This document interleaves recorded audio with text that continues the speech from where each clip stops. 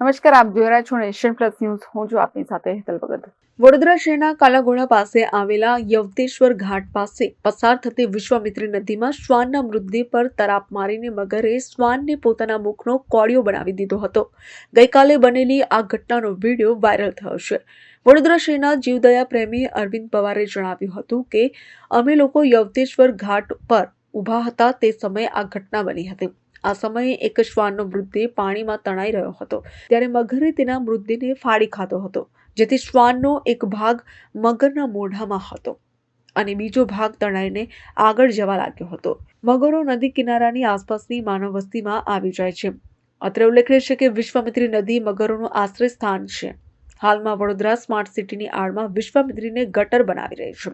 નદીમાં કચરો ઠલવાઈ રહ્યો છે, જેને કારણે નદીમાં વસવાટ કરતા 400થી વધુ મગર, 3 પ્રજાતિના વસવાટ કરતા કાચબાઓ તેમજ પક્ષીઓના જીવને મોટા પ્રમાણમાં નુકસાન થઈ રહ્યું છે. પ્રવર્તમાન ચોમાસામાં નદીમાં પાણીની સપાટી વધે ત્યારે મગરો નદી કિનારાની આસપાસની માનવ વસ્તીમાં આવી જાય છે અને પશુઓ અથવા માણસો ઉપર હુમલો કરે છે. ખાસ કરી હાલ ચોમાસામાં નદી કિનારે રહેતા લોકોને દહેશત હેઠળ દિવસો પસાર કરવા પડે છે. વડોદરા નજીકથી પસાર થતી ઢાઢર દેવ નદીમાં પણ મગરોનું પ્રમાણ વધુ છે. અવારનવાર મગરો માણસોનો પણ શિકાર કરતા હોવાના બનાવો સામે આવ્યા છે.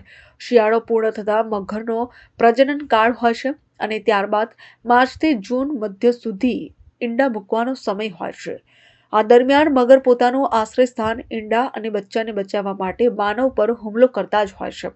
મગર પહેલા આજવા ડેમમાં હતા, ત્યાંથી પછી વિશ્વામિત્રી નદીમાં આવ્યા. વેમાલીથી તળસટ સુધીના 25થી 27 કિલોમીટરના વિસ્તારમાં અસંખ્ય મગરો છે અને હવે મગરો માણસો અને કૂતરા સહિતના પ્રાણીઓ સાથે જીવતા શીખી ગયા છે. વર્ષ 1960માં વિશ્વામિત્રી નદીમાં 50 મગરો હતા, જો કે આજે વિશ્વામિત્રી નદીમાં 441 જેટલા મગરો છે.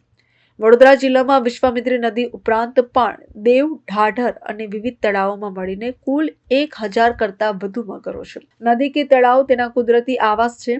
મગર જ્યારે પાણીમાં ઉતરે છે ત્યારે એ એની આંખ પર ગ્લેન્સ રાખે છે, તેથી એને વિઝિબિલિટી 60થી 70% ઘટી જાય છે.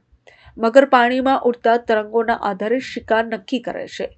જ્યારે કોઈ નદીમાં કપડાં કે વાસણ ધોવે અથવા છપછપિયા કરે ત્યારે મગરને લાગે છે કે કિનારે તેનો કોઈ શિકાર કરી રહ્યો છે. આ સંજોગોમાં મગર તેના પર હુમલો કરે છે. મગરના હુમલામાં કોઈ વ્યક્તિનું મોત થાય છે તો તેને સરકાર તરફથી 4 લાખ રૂપિયા વળતર ચૂકવવામાં આવે છે. Bureau report, Nation Plus News, Vadodara. સમાચારોના સતત અપડેટ મેળવવા માટે અમારી નેશન પ્લસ ન્યૂઝની યુટ્યુબ ચેનલને સબસ્ક્રાઇબ કરો, બેલ આઇકન દબાવો અને જોડાયેલા રહો ફેસબુક, ઇન્સ્ટાગ્રામ અને ટ્વિટર પર.